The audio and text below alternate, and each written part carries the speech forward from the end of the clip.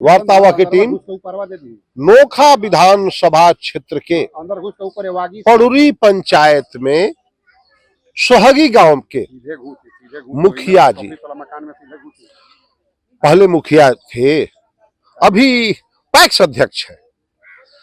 हम पांडे जी के पास आए हुए हैं, ओम नारायण पांडे, ओम प्रकाश पांडे, अभी वर्तमान में पैक्स अध्यक्ष है। देखने आए हैं क्या है किसानों का हाल, कैसी है किसानी, कैसे जिंदा है किसान।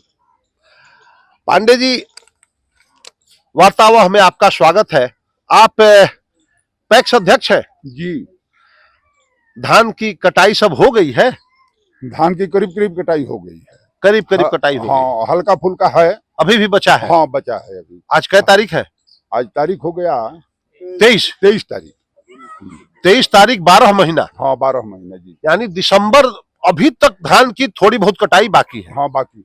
और गेहूं की बुनाई हो रही है, कटाई हो रही है, बुनाई हो रही है, चल रहा है। हाँ चल रहा है। प्रकृति के मार से कितने लाचार हैं किसान? जी, प्रकृति के मार से तो लाचार है ये हैं, धान में वजन भी नहीं है इस बार धान में मने हमको लगता है कि 3-3 क्विंटल बीघा में जा रहा है कम, वजन में कमी आ रहा है। वजन में 3-3 क्विंटल पर साल की अपेक्षा इन साल, हाँ 3-3 क्विंटल अपन जगह से बीघा में कम जा रहा है। किसान परेशान है। अच्छा, मिलर भी कुछ दबाव डाल रहे हैं किसान पर, पैक्स पर। मिलर कह रहे हैं कि हमारे यहाँ 68% चावल नहीं तैयार हो रहा है।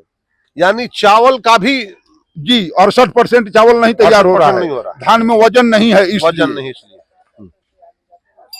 तो वो कह रहे हैं कि 68% नहीं हो रहा है, सरकार कह रही है कि हमको 68% दीजिए, और किसान दे नहीं पा रहे हैं। किसान कहाँ से देंगे? तो कहाँ से देंगे? तो मिलर हम लोगों से पंजाब से दबा रहा है मिलर। तो फिर कीमत का क्या होगा? कीमत का तब वही समझिए कि सरकार जो कीमत अपना निर्धारित की है उस कीमत पर नहीं आदमी पहुंचेगा। आप पैक्स अध्यक्ष हैं? हाँ पैक्स अध्यक्ष है, हमारा पैक्स डिफॉल्टर है। आप डिफॉल्टर वाले पैक्स अध्यक्ष हैं? हम डिफॉल्टर वाले पैक्स अध्यक्ष। तो आपको तो फिर पैसा भी नहीं मिलता होगा धान क्रय के लिए? मिलता है। तो आप धान क्रय कर रहे हैं? और धान क्रय कर रहे हैं, हम अपना रुपया से धान क्रय कर रहे हैं, अपने पैसे से? अपने पैसे से कर रहे हैं। इसमें सरकार का कोई योगदान नहीं? जी नहीं, कोई योगदान नहीं, कोई योगदान नहीं। फिर अपने पैसा से कर रहे हैं। जिस तरीका से लोग कर रहे हैं जो डिफॉल्टर नहीं है उसी तरीका से, उसमें हमको ये रखा गया है शर्त कि आपको कमीशन नहीं मिलेगा। तो आपका भी पैसा कटेगा? हाँ पैसा कटेगा। फिर आप किसानों का काटिएगा? किसानों के कैसे हम काटेंगे? जो हर पैक्स ले रहा है उसी पैक्स पर ले रहे हैं, उसी रेट में हम भी ले रहे हैं। तो हम किसान को तो दे रहे हैं, लेकिन हमारे पास कुछ नहीं बच रहा है। उर्वरक दे पाते हैं किसानों को? नहीं, हम डिफॉल्टर हैं, हम खाद नहीं लाते। तो किसान उर्वरक किस कीमत पे खरीदते होंगे? बिस्कोमान से लाते हैं, कुछ दुकान से लोग लाते हैं, यही करते हैं। सामान्य किसानों को उर्वरक सही रेट पे मिल जाता है? नहीं, और जो दुकान से खरीदते हैं तो सही रेट से कहां से मिलेगा? बिस्कोमान से जो खरीद करके लाते हैं उनको मिलता है। कै % लोग बिस्कोमान से लाते होंगे? हाँ करीब करीब 50% रखिए। माने 50% लोग उर्वरक सही रेट पे ले लेते हैं? हाँ ले लेते हैं। और 50% लोग बाजार भाव में उसमें पैसा अधिक लगता है। सरकार के किसानों के प्रति जो नीतियां हैं, आप संतुष्ट हैं? आप मुखिया भी रहे हैं? हाँ मुखिया भी रहे हैं जी। और तो हमारे कहने से क्या होगा बताइए? जो चल रहा है भगवान के भरोसे चल रहा है। भगवान भरोसे चल रहा है? हाँ चल रहा है, ठीक है, कोई दिक्कत नहीं है, कोई परेशानी नहीं है। मोदी जी ने कहा था 2022 में हम किसानों की आय दोगुनी करेंगे जी। तो ये 2025 है। हाँ, आय दोगुनी हुई है या खर्च दोगुना हुआ है? आय दोगुनी कहाँ हुई है? दोगुनी नहीं हुई है। 2377 या 78 रुपया, मैंने 73 रुपया सरकार के रेट है। 69 रुपया सरकार के रेट। तो दोगुना कहाँ हुआ? लागत बढ़ा है किसानी में? लागत बढ़ा है, लागत बढ़ा है, मजदूरी भी बढ़ा है, हर चीज बढ़ा है। जो 300 रुपया मजदूरी किसान देते थे आज 500 रुपया दे रहे हैं। वो भी 500 रुपया पर 8 घंटा काम नहीं हो रहा है। मिला जुला करके चलिए ठीक है, क्या किया जाएगा। किसान को तो सारा चीज झेलना है, सब चीज तो किसाने पर आता है। किसान अपने पुत्र को किसानी में नहीं रखना चाहता, ना नहीं रखना चाहते। तो कैसे रहेगा किसानी, कैसे रहेंगे किसान। अब तो कहिए दिए कि भगवान भरोसे अपन जब से चल रहा है। किसानी तो छोड़ छोड़ के लोग भाग रहे हैं। 2 बीघा 4 बीघा मनी पर लोग लेते हैं, गरीब आदमी हैं, वो अपने से काटते हैं तो उनका कुछ पूर्ति हो जाता है। अपने से काटते हैं, अपने से दौड़ते हैं तो कुछ पूर्ति हो जाता है उनका। और किसान जो अपने से करते हैं वो बहुत परेशानी में। हर ऐसा जमीन सब नहीं है कि जहां की मशीन जाएगा, हार्वेस्टर जाएगा। हमारे यहाँ तो करीब करीब 50% से अधिक ऐसा जमीन है कि हार्वेस्टर नहीं जाएगा। इस बार तो खेत गीला होने की वजह से हार्वेस्टर की कटिंग नहीं हो पाई। हमारे यहाँ बराबर मैंने कुछ ऐसा ही रहता है, जमीन कुछ ऐसा है कि वहां हार्वेस्टर नहीं पहुंचेगा। हम लोग मजदूरी पर निर्भर हैं। अब मजदूरी बढ़ा है, मजदूरी बढ़ा है।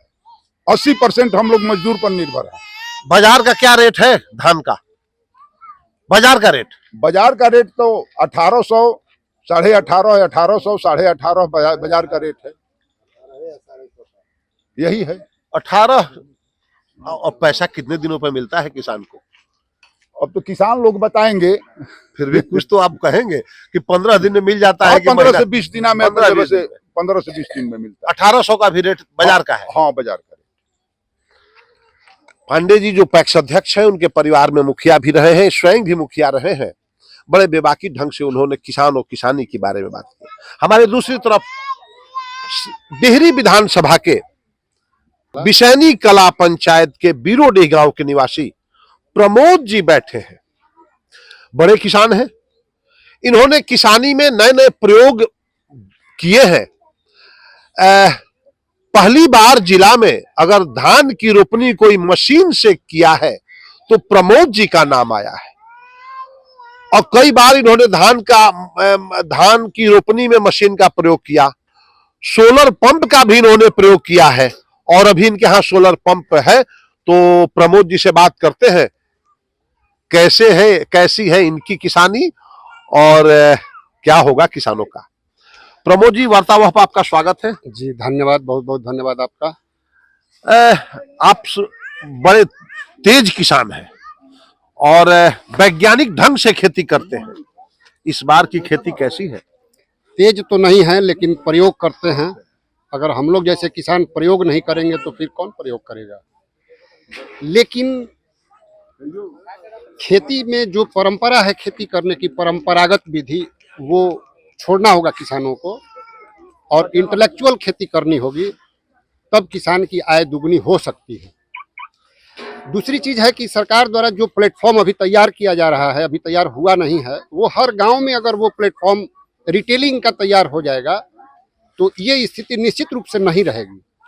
और वही गड़बड़ी है कि यहाँ लोकल स्तर पर प्लेटफॉर्म सरकार तैयार नहीं कर पा रही है कि उनका धान का रिटेलिंग हो सके। और किसान सभी बनिया पर निर्धारित हैं।